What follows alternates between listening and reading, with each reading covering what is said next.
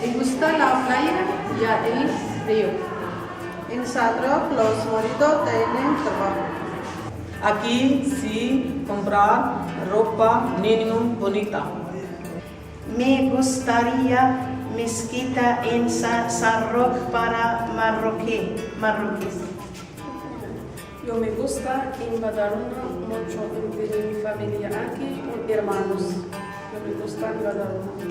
En San Roque tengo amigas marroquíes de la India y del Pakistán. Me gusta mucho.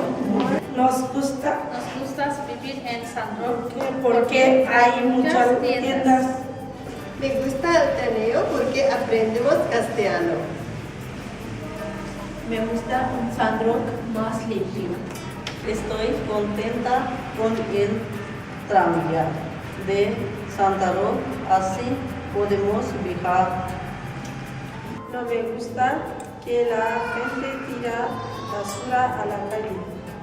Buenas tiendas y supermercados.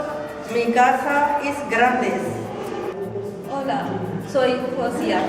Mi barrio tiene mucha historia y me gusta conocerla. Hola, yo me llamo Latifa.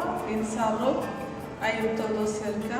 Hay biblioteca, centro de salud y todo cerca.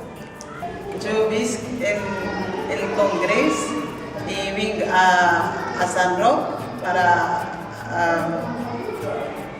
para hacer clase de catalán al Ateneo con María Antonia. Y ya está. San Roque ha cambiado molt als 50 anys. Encara que ha canviat més. Hola, me llamo Cora Tolain.